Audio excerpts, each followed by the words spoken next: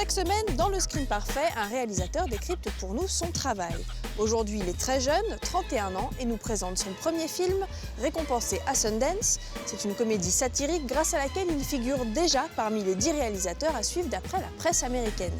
Une belle réponse à ce premier long métrage, Dear White People, dans lequel Justin Simien revient sur son expérience à l'université américaine et à sa difficile intégration en tant qu'Afro-Américain dans un monde de blancs. The movie is constantly subverting your expectations of the characters and of the world that they're in. Justin Simien connaît parfaitement l'industrie du cinéma. Sa carrière commence dans les bureaux de chaînes de télévision et de studios américains dans la communication et la publicité. Communiquer et vendre deviennent alors ses armes pour financer son premier long métrage sur Internet.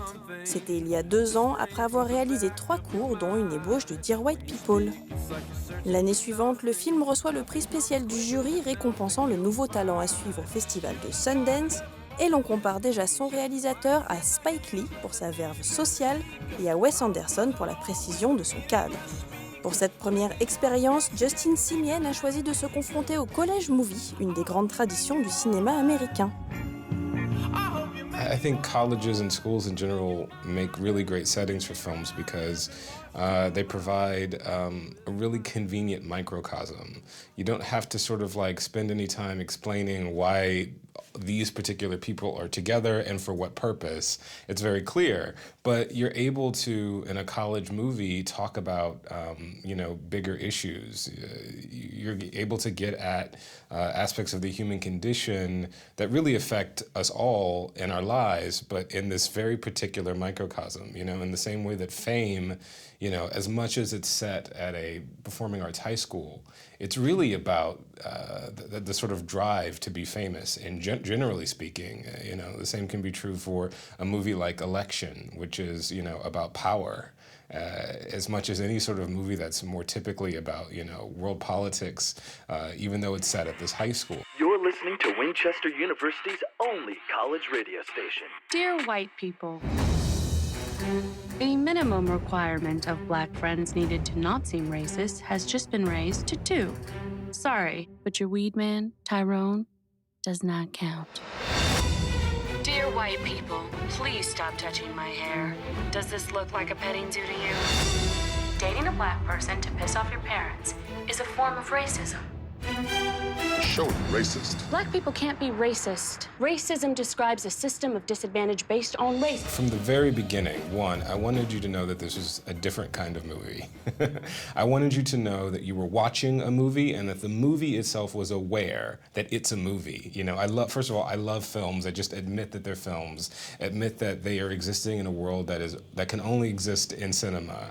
I love movies like that because it gives you a little bit of intellectual distance from the characters, so that yes, you're emotionally involved, but you're constantly thinking. There's ideas at play, and whenever a movie sort of does something that can't happen in real life, like a long zoom or characters looking directly at you in perfectly composed frames, it reminds you that you were having a cinematic experience with characters, and I like that little bit of distance. I also wanted to present these characters to you with a sense of artifice. This is a movie about identity.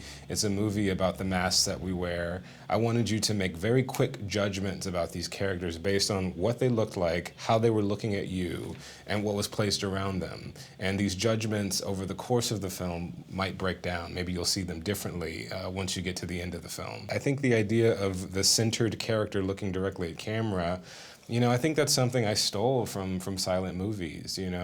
Metropolis, Fritz Lang in particular plays, we quote that film visually a lot, actually, in Dear White People. Fritz Lang has a very specific film language. He has a specific film style where in important moments in a character's journey, they look right at you, center frame.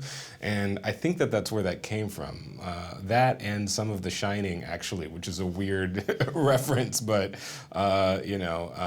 that's kind of where I got it from. And then I knew from the outset that I wanted the film to take place in a hyper reality. I wanted the frame to be just so. I wanted the names of the schools to be jazz singers. I wanted you to know that this feels kind of like real life, but it's not. These characters represent ideas. They're not just characters, they're ideas. Together, we can bring black back to Winchester.